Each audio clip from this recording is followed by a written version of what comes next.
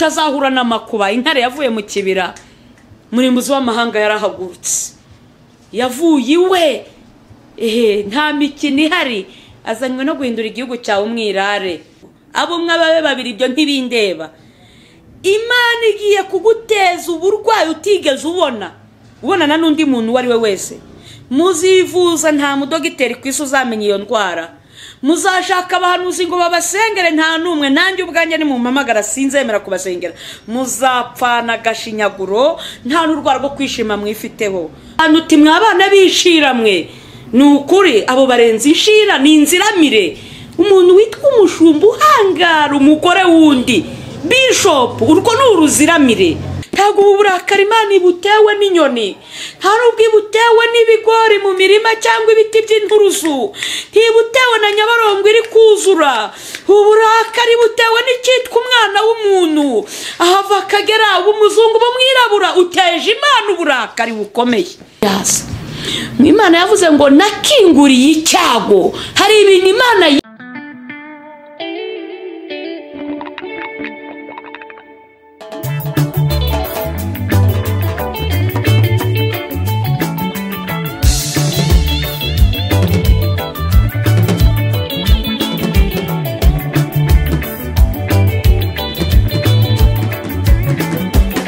Mana yo kwizerwa, Mana y'urukundo n'imbabazi, wongera ushyirwe hejuru y'amajuru. Niweho Mana nyakuri iri kumwe n'abakerubi n'abaserafi. Niweho Mana yera, ndagushimiye cyane kunyumva, n'ubundi usanzwe unyumva. Ndagushimiye kuwambaye no kubara no gupfa mu maso yawe, utajya unyihakana mwami. Wankunze urukundo rukomeye, kubw'amaraso ya Yesu nanjye mbonekaho. Wirengagiza intege nke zanjye, wirengagiza ububi bwanjye bwose. Uwiteka nanjye ushyira mu mubare w'abana bawe. Warakoze. Utari Imana ireba nk'abantu, uri Imana, ntabwo uri umuntu. Ndagushimye mubyeyi mwiza, ko ari wowe wampamagariye gukora uyu murimo utoroshye ngo mbagasambu kandagireho. Ndakwinginze rero, uwambaye kubora no gupfa, ciye bugufi ngo ushyirwe hejuru. Ndakwinginze ntaba ari nge Kristo, wowe uri hejuru y'amahanga yose ari mu isi. Ndakwinginze gitare cyanjye, akanwa kanjye kaba impanda wivugire. Ibyo ngiye kubwira abantu ntaba ari nge, ahubwo umwuka wawe wera amanukire muri nge. Icyo meje ni Satani n'abadayimoni, cyashya imyuka mibi yose ayiva ikagera. Tavuga Imana bitwikwe bikurweho, gushaka guturutsa hera ho mu ijuru. Ibyo uri gushaka byose abari byo byumvikana mu matwi ya benshi. Abantu bose bagiye kunyumva, ni mu izina rya Kristo Yesu, amen. Muraho yemwe, nitwa Riziki Chantal, ndabasuhuje. Ndi umukobwa, ndashima Imana, ndi umupantekote.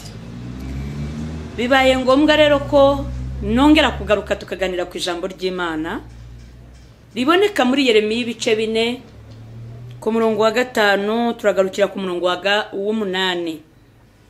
Igice cya 4 ku murongo wa 5 kugeza ku murongo wa 8, igitabo cy'umuhanuzi Yeremiya.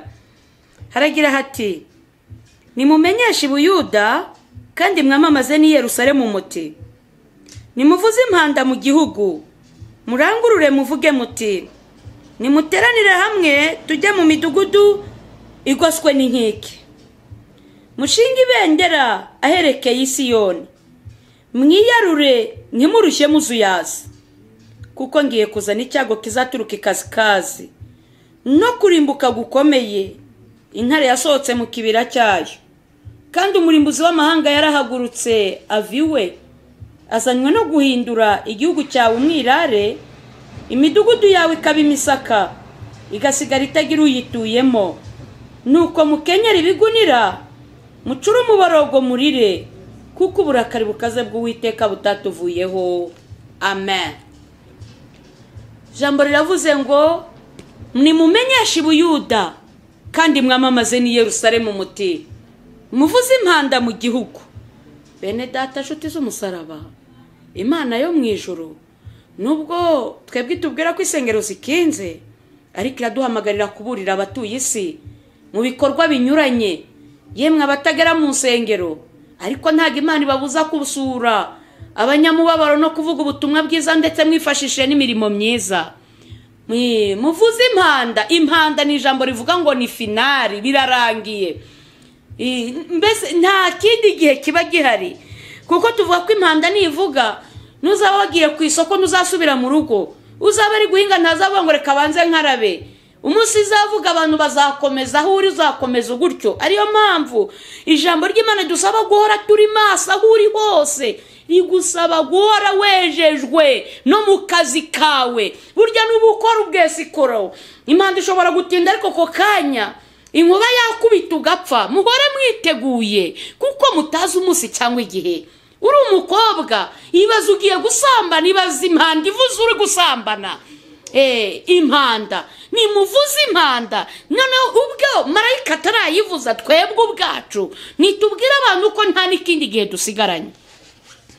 Ukore nk'uwiteguye gupfa, ugira neza bikore. Nuko muvuze impanda mu gihugu, murangurure muvuge muti nimuteranire hamwe mu midugudu igoswe n'inkike. Iki ni cyagiye Imana iri kudutoza gusengera no mu ngo, mu midugudu igoswe n'inkike, si mu butayu hoya byararangiye. Naratubwiye ibyo byose birafunze.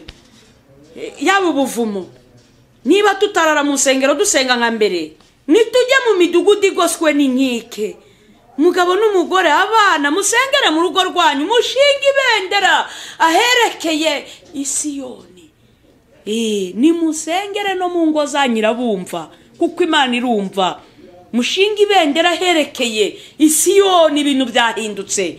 Ntimugira ahandi hantu mutumbera, haba ku bahanuzi b'iki gihe, haba ku bavuga butumwa, abashumba n'abapasiteri. Intumbero ibe Isiyoni, niho umwuka w'Imana ari kutwerekeza. Mwiyarure misi ni mibi, muve mu mikino. Iyi nzu ndimo, ahantu nakoreye haramutse hahiye, nyiri studio akambwira ati humura, mfite kizimyamwoto, ifite ibikoresho bihagije. Harimo abandi bantu ariko ngavuga ntingwiriye kugira ubwenge, cyangwa se wenda n'undi muntu agasohoka mvuga ati koko hari ibikoresho byo kuzimya umuriro, inkongi y'umuriro yatse, tukaguma aha muri iyi nzu hakavamo nk'umuntu umwe gusa agasohoka gutyo, twese tukaza kugwa muri iyi nzu. Aba yakoze igikorwa cyitwa kwiyarura. Mwiyarure, mwiyarure. Ibyo kuvuga ngo Imana yicaye ku ntebe y'imbabazi ukajya gusambana ngo uzatura, ukajya kunywa inzoga ngo nzihana. Iyarure kuko utazi umunsi n'igihe.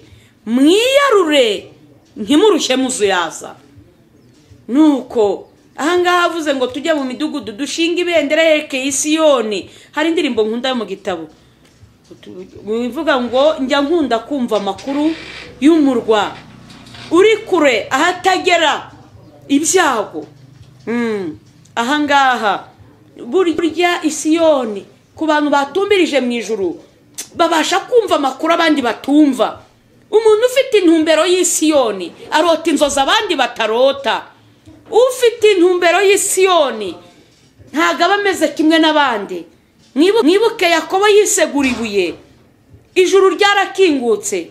Ibuye haricyo Paulo bambe Petero yarivuzeho. Ahangaha rero ahantu hitwa Isiyoni tujya tuhumvira ibyo abandi batumva, tujya tubasha guhakomerera. Ariyo mpamvu Imana iri kudusaba kujya mu midugudu. Abakristo yemwe bene data nshuti z'umusaraba, mugire bya bihe byo gufata agahe mukicara imbere y'Imana. Mwiyarure ntimurushye muzuye. Hari ibintu Imana yemeye ko bibaho ku isi, ngo intare yavuye mu kibira cyayo. Ntabwo Satani akirwanira ikuzimu, ari guharazerera kuri iyi si. Ariyo mpamvu ingo ziri gusenyuka buri munsi. Abashakanye reka data ni hasi hejuru, ni urugamba rukomeye. Abana ntibakicyumvira ababyeyi. Satani intare yavuye mu kibira, nta mikino Satani agifite. Arakorana umwete. Abitwa ko bihaye Imana bari gushwana buri munsi, intambara ni zose. Intare yavuye mu kibira, murimbuzi w'amahanga yarahagurutse ngo yavuye iwe ikibira. ubundi kibira ni ahantu ho mu ishyamba ariko hasi ikuzimu. Satani yavuyeyo rero ntakirwanira hasi, ariho arazerera ameze nk'intare yivuga. Buri wese arashaka uwaconshomera, wagira ubute n'ubunebwe, waryama udasenze, ariko Satani ntabwo arangaye. Yemwe we, warya udasenze nguriye ku nshuti yawe yagushyiriramo uburozi. Nta muntu wo kwizerwa intare yavuye mu kibira.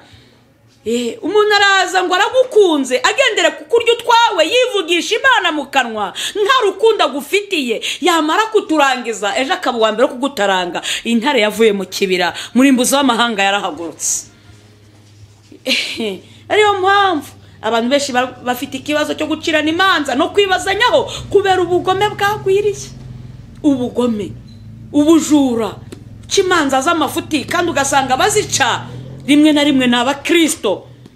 Umukristo Imana akugira icyizere guhakazi, ariko ntutinye kurya ruswa. Ngira ngo no hanze nta butegetsi bushyigikira ruswa, nta gihugu na kimwe nigeze numva kigeze kishyigikira ruswa. Ntacyo ndumva, ariko niba binahari ubwo birahari, kuko isi ni ngari. Ariko ibyo nzi byo ruswa, none ukabura umutegetsi ukarya ruswa, ukarenganya imfubyi, ukarenganya umupfakazi, ukarenganya umutindi, ni gute utazahura n'amakuba? Intare yavuye mu kibira, murimbuzi w'amahanga yarahagurutse, yavuye iwe. Nta mikino ihari, azanywe no guhindura igihugu cyawe umwirare. We wibwiraga ko uhagaze kuri umuhanuzi, azanywe no kuguhindura umwirare, ukaba kabarore, ugahanura usambana, ukabwiriza usambana, ariko ukabwiriza uri umujura, uri igisambo. Izanywe no kuguhindura umwirare. Mu byo Satani bimuzaniye, azanywe no guhindura urugo rwawe ngo rusenyuke. Ari umugabo asubiriye agenda agiyo giyo kurorongotana n'umugore, agende abana bahinduka ifubyi, ababyeyi bahari. Intare yavuye mu kibira, akazi wicayemo ntugire ngo kanenejeje Satani, nubwo wewe ukagaya, ariko Satani, intare yavuye mu kibira, agendere kugukubita hasi, ukibuka umujura. Mwibuke icyazanye Satani mu isi, ngo yamanukanye uburakari, yazanye umujinya mwinshi. Ni ukuri ngo afite uburakari, ni ukwica no kurimbura.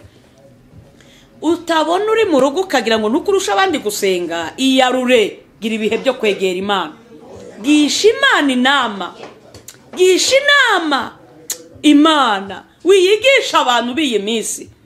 Hari abantu gisha inama ahubwo bakarushaho kugutaba. Ariko jya gufata akanya wiherere mu nzu yawe, ushinga ibendera aherekeye Isiyoni. Mbere yo kwirukangira abahanuzi, banza wigirire icyizere, upfukamo ubwawe uyibaza amakuru. Mbere yo kwirukanga ku bandi, iyarure. Nuko ahangaha ngo intare yavuye mu kibira, murimbuzi w'amahanga yarahagurutse, yavuye iwe, azanywe no guhindura igihugu cyawe umwirare. Ijambo ryavuze ngo imidugudu yawe igasigara ikaba imisaka, inzu yabaye imisaka itahwa n'imiserebanya, ibihunyira, amapusi, intagangurirwa ziyarikamo. Byumvikana umutima wabaye umusaka. Nubwo waba uri umukirisitu ungana iki, nta cyaha utinya no kuroguraruga no gutingana. Baratingana, ntago bireba imyaka. Natangajwe no kubona hari abakecuru bakuze. Hari Imana nigeze gutumirwa mu gice cya Kibungo, cyakoze sindavuga hariho. Nuko mu gitondo nka saa 9 ndabyuka ngo sengera urugendo.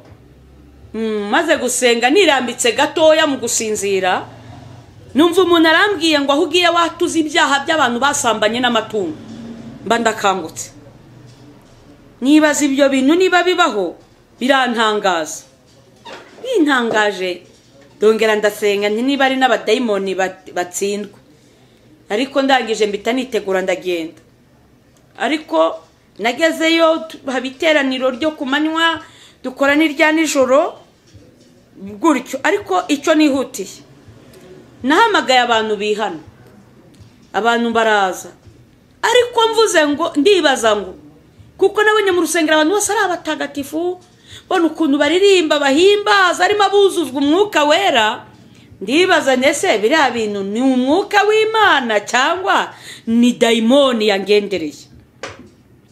ngikibaza ibyo ndavuga ni niba ari Imana ari umwuka wera wambwiye ngo nihanishe icyo cyaha simbikore ningera mu nzira ngakora impanuka ngaramuka mfuye ndajya mu ijuru ntumviye umwuka wera nishake mbe navangiwe nta kibazo mbwira abantu bose ntimusubire mu myanya yanyu nimusubireyo ndavuga ni umuntu wese uzi ko yasambanye n'itungo aba ari uza mbanze musengere abantu mbona ntabo nihagararaho mbivuga bwa kabiri ndahamagara bura n'umwe bwa gatatu numva ndarakaye uburakari bumfatamo bugurumana budasanzwe ako kanya abenshi babyita ifuhe mpamagara umudiyakoni ntuzi n'ikindi nzanira akabase karimo amazi nkarabira imbere y'iri teraniro nimara gukaraba nyagira umuntu uza kunyongorera ngo aje kwatura biraba birangiye kandi ngiye kuvuma aba bantu basambanye n'amatungo abo mwababe babiri ibyo ntibindeba Imana igiye kuguteza uburwayi utigeze ubonana n'undi muntu wari we wese muzivuza nta mudogiteri kwisi uzamenya iyo ndwara muzashaka abahanuzi ngo babasengere nta numwe nanjye ubwanjye ni mu mpamagara sinzemera kubasengera muzapfana gashinyaguro nta n'urwara rwo kwishima mwifiteho muzapfana umubabaro urenze kandi muzajya mu nda y'isi murimbutse mudiyakoni agingukana akabase karimo amazi nagiye kubona mu iteraniro abantu 7 b'abagabo n'abasore baje biruka barahaza imbere yanjye birantangaza numva ndushijeho kurakara nanone bukarushaho kwikongezwa mbitambwira umudiyakoni ntimunzanira igiti mbanze mbakubiti nuko abantu tibabarire niho yanumva nabakubita kuko mwakabije gukora mu jisho ry'Imana ariko wenda utanseka nibura nanjye narisabye igiti Mose yubwiye yaravuze ngo umuntu usambanye n'inyamaswa usambanywe n'itungo n'Isiraheli usambanye n'inyamaswa bajye bamwica uwo ntacyo kimaze nibura nanjye narisabye inkoni nuko ariko barampemukira ntibayizana kandi kuko niteguye kwakira hasi ngakubita ndavuga ni musambana n'inyamaswa abantu badahari indaya ndizandagaye koko muhangara inyamaswa ndavuga ni bitewe n'icyaha kiremereye mwakoze mu jisho ry'Imana mugiye kwatura muri uku kwatura muratura kuri mikoro iteraniro ryose ribabarire nicyakoze umuntu uvana akavuga ngo nabonye runaka yatura ibi avumwe imbere y'Imana n'abantu cyakoze abo habonekamo abagabo 2 abandi bari abasore bamwe ngo Imana imbabarire ngo nasambanye n'ihene Imana imbabarire nasambanye n'intama natangajwe no kumvamo 3 basambanye n'inkoko bene data umuntu w'umugabo ajya umuntu w'umusore abenguka inkoko ari iki cyamushituye umunwa w'inkoko inzara se niki kiba cyagushitwe kura ngo ugeraho wifuza kuryamana n'inkoko uretse kwiyi nkare yavuye mu kibira murimbuza akaba yarahagurutse murimbuzi w'amahanga hari n'amakuru yatambutse kuri radio niyumvira ntago nabariwe aho mu gice cya Shorongi bafashe umugabo asambana n'inka yari umugabo ubyaye 4 hani wacu i Rwanda ndetse ubwe yivugira ko inka mu rutiro umugore yashatse mwibuke ijambo rivuga ngo igihugu kirarira isi humanijwe n'abaturage bayo biteye isoni n'agahinda kuba umuntu yahangara kuryamana n'inyamaswa kandi afite ubwenge mu gihe inyamaswa itabenguka umuntu ariko umuntu akabenguka inyamaswa mu gihe nta nyamaswa imbwa ntiyavogera ihene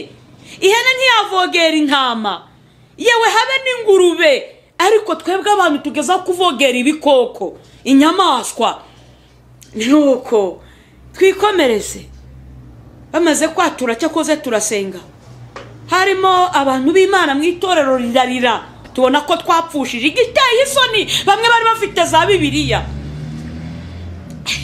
intare yavuye mu kibira aho umuntu afata Bibiliya ari umucuraguzi aho umuntu afata Bibiliya akajya ku ruhimba ari igitinganyi intare yavuye mu kibira cyayo umurimbuzi w'amahanga yarahagurutse aho umuntu yitwa Bishop ari umusambanyi yaramaze abakristo basambanya cyagiye ngo bari mu myiherero mu mabiro ari gusenya ingo z'abandi intare yavuye mu kibira murimbuzi w'amahanga ijambo ryavuze ngo azanywe no guhindura.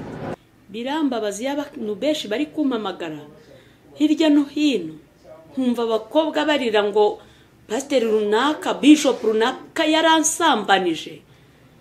Nubwo barakara ngo nabise amasarigoma, nabuze izina ryiza nabita, kuko niryo riroroheje rwose. Ayo ni amabandi. Yesu hari abo yise, hari uwo yise ingunzu. Yohani abwira abantu bamaze kwatura, cyakoze turasenga, harimo abantu b'Imana mu itorero rirarira, tubona ko twapfushije igiteye isoni. Bamwe bari bafite za Bibiliya. Intare yavuye mu kibira, aho umuntu afata Bibiliya ari umucuraguzi, aho umuntu afata Bibiliya akajya ku ruhimbi ari igitinganyi. Intare yavuye mu kibira cyayo, umurimbuzi w'amahanga yarahagurutse. Aho umuntu yitwa bishop ari umusambanyi, yaramaze abakristo basambanya, cyagiye ngo bari mu myiherero mu mabiro, ari gusenya ingo z'abandi. Intare yavuye mu kibira, umurimbuzi w'amahanga. Ijambo ryavuze ngo azanywe no guhindura. Birambabaza iyo abantu benshi bari kumpamagara hirya no hino, nkumva abakobwa barira ngo pasiteri runaka, bishop runaka yaransambanije. Nubwo barakara ngo nabise amasarigoma, nabuze izina ryiza nabita, kuko niryo riroroheje rwose. Ayo ni amabandi. Yesu hari abo yise, hari uwo yise ingunzu. Yohani abwira abantu uti mwabana b'ishiramwe, ni ukuri abo barenze inshira, ni inziramire. Umuntu witwa umushumba uhangara umugore wundi, bishop, urwo ni uruziramire, kandi azi neza ko nawe bagiye mu rugo rwe byamurwaza umutwe. Urwo ni uruziramire. Abambwiye ngo umugabo yampamagara ari kurira, yaravuye kwivuza mu mahanga, asanga urugo rw'umupadiri yararutwaye. Umugore wamusuzugura anyoherereza amafoto yakuye kuri telefone y'umugore we. Si we wenyine, ni benshi. Intare yavuye mu kibira, murimbuzi w'amahanga yarahagurutse.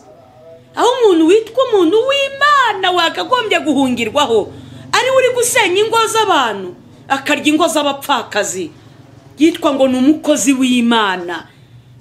Birenze isarigoma, arenze ibandi. Cyo ni ikiziramire, ni ukuri, ni igikoko, inyamaswa abantu. Intare yavuye mu kibira, murimbuzi w'amahanga. Inzu yabaye umusaka, ishobora guhagarara ari inzu, yireba akabona ari inzu. Ni ukuri kose wayugamamo imvura da, yasoma ijambo ry'Imana ugafashwa. Mitima yawe yabaye imisaka. Iyi ntare yaviriwe mu kibira yagira ngo inzu yawe, igihugu cyawe kibe umusaka, ntagire ugituramo, umwuka wera guhunge, ijambo ry'Imana ntirikwegere, ntihagire ikintu na kimwe kikurangwaho cy'Imana uretse kugaragara gusa kuri umuntu ujya mu ijuru. Abantu bakwibeshyeho, ariko warabaye umusaka, uri ububiko bw'ibikoresho bya Satani. Ijambo ryavuze ngo mukenyere ibigunira. Bakristo bari hirya no hino ku isi, mukenyere. Sindeba amadini, ndabwira abantu bose bemeye kwakira Yesu Kristo umwami n'umukiza. Uramenye utaba umusaka ugasigara wambara miningo, ikimana ireba ni umutima. Ninde wakubeshye? Mwibuke ko n'imibiri ari isengero z'umwuka. Kuba twambara rukubita ihuku, ntago ari uko dufite amaguru mabi. Icyo bita rukubita imbwa, nta mbwa inyegera, kirazira, nta mapusi. Twambara ibigeze hasi. N'uwo dukorera, uwo twamenye, ntabwo twigeze tubana na Yesu ikanzu ngufi, yambara ibigeze hasi. Biteye isoni kuba abagabo na n'iyi saha yaba umupagano n'umukirisitu yambara ipantaro igeze hasi, uretse ko ari n'abambara ngo niba ari mu cikopa, niba ari iki, nuko akagenda ntatinye kwinjira ahera h'Imana. Ariko ukabona umugore wambaye ubusa, ibibero byose biri hanze, wanitse amabere yawe, ukagaragaza isoni z'ubwambure. Nuko ijambo ry'Imana ravuga ngo ni mukenyere ibigunira, mucure umuborogo murire, kuko uburakari, hari uburakari Imana ifite. Ntago uburakari Imana ibutewe n'inyoni, hari ubwo butewe n'ibigori mu mirima cyangwa ibiti by'inturusu, ntibutewe na Nyabarongo iri kuzura. Uburakari butewe n'icyitwa umwana w'umuntu, ahava akagera umuzungu bamwirabura, uteje Imana uburakari bukomeye. Nuko kubw'imyitwarire ubwo burakari ntiburatuvanwaho, kuko Imana ari kitarakora. Bene data ndabashimira muri byose abanteze amatwi. Ni ukuri muri byose mugerageze kwezwa no gutunganywa, kuko hari uburakari. Iherezo rya byose riri bugufi. Iherezo y'ibifite imibiri byose rikuza imbere y'Uwiteka. Nuko mwiyeze muhunge muve muri Babuloni, umuntu wese akiza amagara ye, muticwa muhowe ibicumuro byaho, kuko ari igihe cyo guhora k'Uwiteka. Yeremiya 5:6. Intare yavuye mu kibira, ariko ni muhunge. Muhungu umushinyu ugiye gutera isi. Yemwe abafite icyo bapfa na bagenzi babo. Jambo ry'Imana ravuga ngo uwanga mwene se n'umwicanyi. Baririmbye mwashwaniye mu makore mukamugejeje isaha mutarihana. Ni ubahamagarane musabane imbabazi. Wenda leta ye kubakumira ngo mutanduzanya coronavirus, kugira ngo mutanduzanya, ariko mu mwuka mwaranduzanyije ibirenze corona. Ndabagira inama yo guhamagarana cyangwa mugashaka mukiyunga, muhunge muve muri Babuloni, kuko nuwanga mwene se n'umwicanyi barozi mwihane, kuko uburakari bw'ingazi bugiye kubamanukira. Hari uburakari ntiburatuvanwaho. Bashumba, Imana irabarakariye. Sinzi n'amaso yanyu ari kureba. Imana yambwiye ngo yabambuye intama. Yesu arambwira ngo ari kuziragirira. Ni muhunge muve muri Babuloni. Murakoze. Tugiye gusenga. Abantu bajyaga muri nibature, ntimwitwaze yuko bamwe isengero zikinze.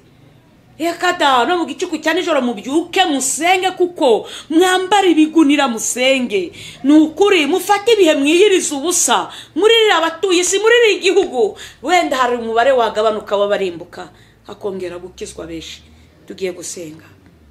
Imana yo mu ijuru idufashe ko buri wese yashobora gushinga ibendera kerekeza Siyoni. Biteye isoni kubura umwana w'umukobwa uri kwirukanga mu ngo z'abasore, ariho ubarizwa. Iwanyu ntacyo wakwimarira, utatekera umukecuru, utakoza isafuriya y'umukecuru ngo ugiye gutekera abasore. Yewe ngo urabeshya ngo urakijijwe. Ukijijwe hehe? Ni muhunge muve muri Babuloni. Tugiye gusenga. Mana data nyir'isi n'ijuru, yatanze umwana wayo w'ikinege kugira ngo umwizera wese atazarimbuka.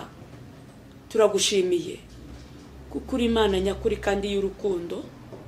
Ni wowe utuyobora, katwereka aho dukwiriye gukandagira muri iyi si icuza umwijima, kadushingira amabuye kugira ngo tudatembanwa tukabivamo. Kuko intare ifite uburakari bwinshi, ntawe itinya, kuko itareba icyubahiro cy'abari mu isi. Naho yaba ari papa, yaba abapadiri, yaba abasenyera, abashumba, ababishopu, abapotre, abarivera, abapasteri, abahanuzi, abavugabutumwa, ntawe iyi ntare iri gutinya. Uwiteka turakwinginze, dushinze ibendera. Abandi barishinze mu mipira y'isi, mu butunzi bw'isi, mu binezeza, ariko natwe turebye ku musaraba, abashaka ubwami bw'Imana, turebye kuri Kristo ubwo uzagaruka, tutazakorwa n'isoni tukamwara, kugira ngo uzasange twariteguye. Eza buri wese ufite umutima wo gushaka ubwami bwawe. Urakoze kuri kumwe natwe, ni mu izina rya Yesu. Amen.